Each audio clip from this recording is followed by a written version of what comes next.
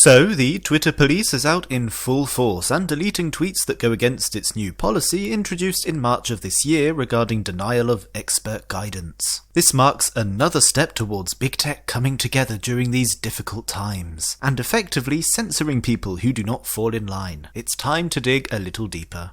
Happy days!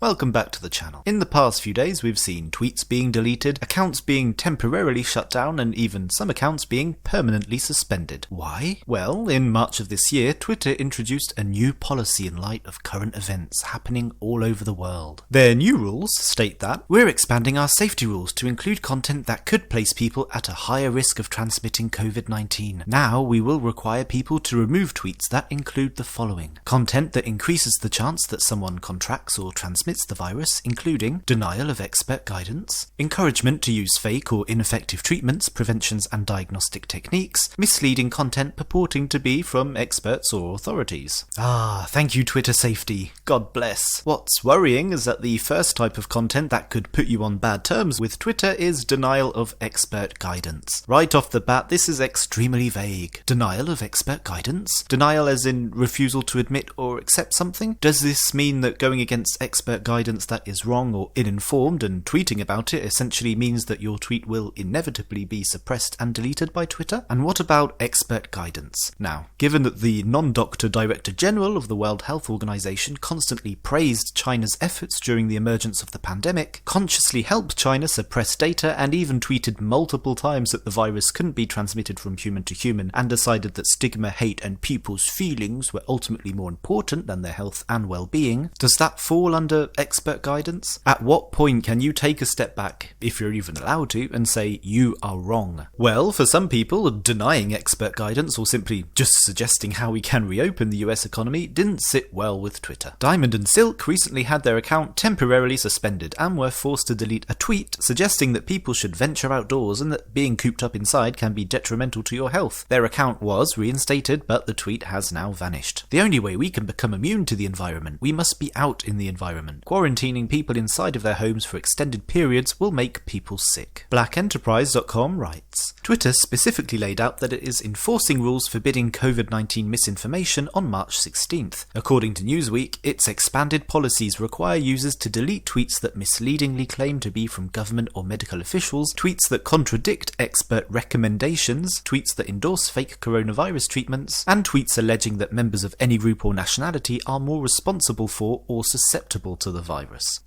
China. Through a spokesperson, Twitter confirmed it had locked Diamond and Silk's account for a tweet criticizing the coronavirus crisis stay-at-home orders and suggesting that people should be out in the environment. The tweet is in violation of our COVID-19 misinformation policy. The account will be locked until the account owner removes the tweet, the spokesperson said. Owen Shroyer, associated with InfoWars, had his account permanently suspended for, as Twitter claims, mimicking or copying an account that has previously been suspended. Each account was booted for violating a policy that forbids creating accounts to replace or mimic an account that has previously been suspended, Twitter told Washington Times. Twitter did not specify what account or accounts the newly suspended users are alleged to have replaced or mimicked, although the company previously banned accounts belonging to both InfoWars and Mr. Jones. Mr. Jones disputed Twitter's reasoning for removing, however, and he suggested the accounts were banned for touting a protest Mr. Shroyer plans to hold Saturday in opposition to restrictions imposed due to the ongoing coronavirus pandemic. Reacting in a statement published by InfoWars, Mr. Shroyer referred to being banned from the platform as Nazi-style censorship from the technocrat left and Nazis at Twitter. Indeed, social distancing is a must and stay-at-home orders have multiplied across the nation, but that doesn't mean and shouldn't mean that the economy can't reopen, as companies should try to put in place and replicate safety measures in the workplace, allowing for a balance between fighting the epidemic and effectively reducing infection and death rates, and allowing the US economy to actually breathe. I don't condone flouting social distancing rules or organising rallies, but it is crystal clear that a lot of Americans just want to get back to work, and most of them, especially small businesses, are feeling the financial effects of lockdown. Owen's ban also shows who Twitter really listens to and really brings out their well-established left-wing bias. Reclaim the Net rights. However, hours before the accounts were suspended, Media Matters for America, an outlet that regularly targets InfoWars, published an article about Shroyer that claimed Twitter is facilitating the promotion of an InfoWars host rally that will flout Texas's social distancing order. The article suggests Shroyer was violating Twitter's controversial rules that prohibit the denial of expert guidance on the coronavirus. Shroyer and Jew are the latest of several independent reporters and political commentators to be sanctioned by Twitter in response to external pressure from a competing outlet. Last week, pro-Trump commentators Diamond and Silk had their Twitter account locked after journalists complained about a tweet where they questioned coronavirus quarantine measures. And earlier this year, Zero Hedge, one of the internet's biggest independent news outlets, was permanently suspended from Twitter after BuzzFeed complained about one of its coronavirus articles. I wonder if Twitter is also taking actions to delete other sensitive material, or do they really not want to annoy other social groups and minorities? Today, Twitter suspended Owen Shroyer and Rob Dew of InfoWars, Zero Hedge, and banned video. They'll probably suspend Trump before the election. Meanwhile, Jewish scum is actually a trend on Twitter, as is the N-word. This is also the website where Jessica Yaniv, the transgender paedophile who recently appeared in court on a weapons charge and who was exposed by YouTuber Blair White, had their Twitter account reactivated